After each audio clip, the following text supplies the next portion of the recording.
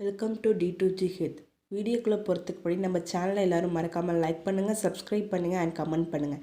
இன்றைக்கி இந்த வீடியோவில் நம்ம என்ன பார்க்க போகிறோமா, ஒரு நாளைக்கு குறைஞ்சது 2 தடவைக்கு மேலே காஃபி குடிக்கிறதுனால நம்ம உடம்புல ஏற்படுற தீமைகளை தான் நம்ம பார்க்க போகிறோம்.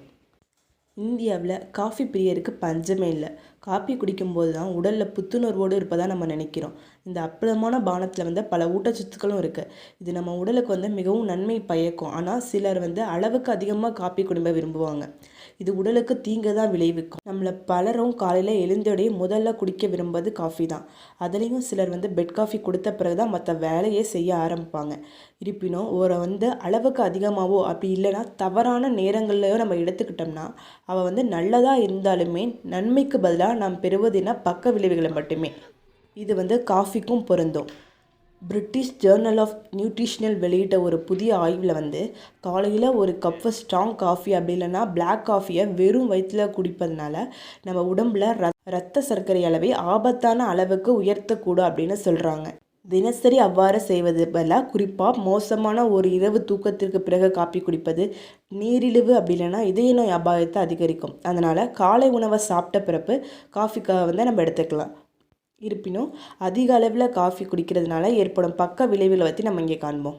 அதில் ஃபஸ்ட்டு என்னென்னா டிமென்ஷியாங்கிறது என்னென்னா ஒரு நாளைக்கு 5 அல்லது 6 கப்புக்கு மேலே காஃபி குடிக்கும் நபர்களுக்கு டிமென்ஷியா அப்படிங்கிற ஒரு நோய் ஏற்படும் அபாயம் அதிகம். இது என்னென்னா ஒரு நினைவாற்றலை இழக்கும் மறதி நோய் தான். இந்த பாதிப்புள்ளவர்களுக்கு உயர் ரத்த அழுத்தம், மாரடைப்பு, பக்கவாதம் ஆகிய நோயை ஏற்படுறதுக்கான வாய்ப்பும் உள்ளது. அடுத்ததாக செரிமான பிரச்சனை. காஃபி குடிப்பதால் ஏற்படும் மோசமான விளைவு என்னென்னா அஜீரணம் தான்.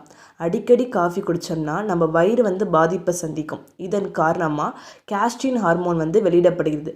இது பெருங்குடலோட செயல்பாட்டை அதிகரிக்குது. அதிகமாக காஃபி குடித்தோம்னா அஜீரண பிரச்சனை வர்றதுக்கான வாய்ப்பு அதிகமாக இருக்குது. அடுத்ததாக தூக்கமின்மை. காஃபி குடிக்கும்போது புத்துணர்ச்சி உணர்வு வருவதால் தூக்கம், சோர்வு நீங்கிவிடும். இதன் காரணமாக விழிப்புணர்வு என்னென்னா அதிகரிக்கும். அடிக்கடி காஃபி குடித்தோம்னா காஃபின் காரணமாக சரியான நேரத்தில் தூக்கம் வராது, மனக்குழப்பமும் அதிகரிக்கும், தூக்கத்தோட சுழற்சி பாதிக்கப்படும். அடுத்ததாக உயர் ரத்த அழுத்தம். காஃபியில் அதிகளவு காஃபின் இருக்குது. இதன் காரணமாக ரத்த அழுத்தம் வேகமாக அதிகரிக்கும். இதனால் மாரடைப்பு, பக்கவாதம் போன்ற கடுமையான நோய்களான அபாயத்தை அதிகரிக்கும். உங்களுக்கு இதய நோய் அப்படி இல்லைன்னா உயர் ரத்த அழுத்தம் இருந்தால் காஃபியை மிக குறைந்த அளவில் குடிக்கணும். அப்படி இல்லைன்னா மொத்தமாக தவிர்க்கிறது நல்லது. அடுத்ததாக கவலை. அட்ரினலின் வெளியீட்டை தூண்டுவதன் மூலம் காஃபி விழிப்புணர்வை அதிகரிக்கிறது. ஆனால் நீங்கள் அதிக அளவிலான காஃபி அருந்துறதுனால கவலை அப்படி இல்லைன்னா கடுமையான நடுக்கம் ஏற்படலாம். உங்கள் உடலில் ஏற்கனவே கேஃபின் உணர்திறன் இருந்துச்சுன்னா அதிகப்படியான காஃபியின் விளைவுகள் கவலை தாக்குதல்கள் அப்படி இல்லைன்னா பதற்றத்துக்கு வழிவகுக்கும். இதை எதிர்ப்பதற்கான சிறந்த வழி வழக்கமான கப் காஃபிக்கு பிறகு உங்கள் எதிர்வினையை மதிப்பிடுவது தான். நீங்கள் மயக்கம், பதற்றம் அப்படி இல்லைன்னா கைகால் நடுங்குவதை உணர்ந்தால் அதிக அளவில் காஃபி கொடுப்பதை தவிர்ப்பது நல்லது. அடுத்ததாக சார்பு.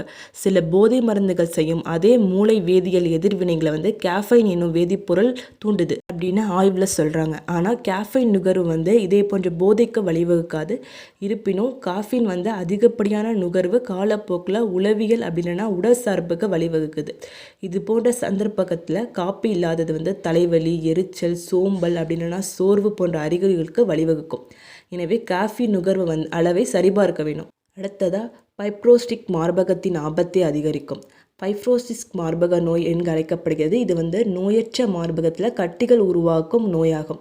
இது ஒரு கடுமையான ஆரோக்கிய பிரச்சனை இல்லை அப்படின்னாலும் இது தொடர்ந்து அசௌகரியமானதையும் வலியையும் ஏற்படுத்தலாம். தினசரி அதிகப்படியான கஃபைன் உட்கொள்ளும் பெண்களுக்கு ஃபைப்ரோசிஸ்டிக் மார்பக நோயால் பாதிக்கப்படும் அதிக வாய்ப்பு இருப்பதாக ஆய்வில் கண்டுபிடிச்சிருக்காங்க. அடுத்து யாரெல்லாம் காஃபி குடிக்கக்கூடாது அப்படின்னா, அதிகாலை எழுந்தோட வெறும் வயிற்றில் காஃபி குடிப்பதை தவிர்க்கணும். அது உடலில் ஆரோக்கிய சிக்கல்களை ஏற்படுத்தும். சில நேரங்களில் வெறும் வயிற்றில் காஃபி அருந்தும்போது அது கடுமையான அமில பிரச்சனையை ஏற்படுத்தும். எனவே காஃபி குடிக்கிறதுக்கு முன்னாடி ஏதாவது ஒரு ஆரோக்கியமான உணவை சாப்பிட்டுக்கணும். மன அழுத்தத்தால் பாதிக்கப்பட்டவங்க காஃபின் தரக்கூடிய எந்த பானத்தையும் உட்கொள்ளக்கூடாது. சிலருக்கு அது மன அழுத்தத்தை மேலும் மோசமாக்கலாம். கர்ப்பிணி பெண்கள் அப்படி இல்லைன்னா பாலூட்டு பெண்கள் கேஃபின் தொடர்பான பானங்களை எடுத்துக்கொள்ளும் முன்பாக மருத்துவர்கிட்ட ஆலோசனை பெற்றுக்கொள்ளும். ஏன்னா சில சமயங்களில் அது குழந்தைகளுக்கு பாதிப்பை ஏற்படுத்தலாம். வேகமான வளர்ச்சிதை மாற்றத்தை கொண்டவர்களுக்கு காஃபி உகந்த பானமாகும். இது அவர்களுக்கு பல நன்மைகளை ஏற்படுத்துது. காஃபி கொடுத்த பிறப்பும் கூட உங்களுக்கு தூக்கம் வருகிறது அப்படின்னா உங்களுக்கு பாதுகாப்பான ஒரு பானம். தேவைக்கு அதிகமான அளவில் காஃபி குடிக்கும்போது அது அவங்களுக்கு ஆரோக்கிய பிரச்சனைகளை ஏற்படுத்தும். எனவே ஒரு நாளைக்கு அதிகபட்சமாக 2 கப் காஃபி எடுத்துக்கலாம். அதுக்கு மேலே எடுத்துக்கொள்ள பழக வேணாம்.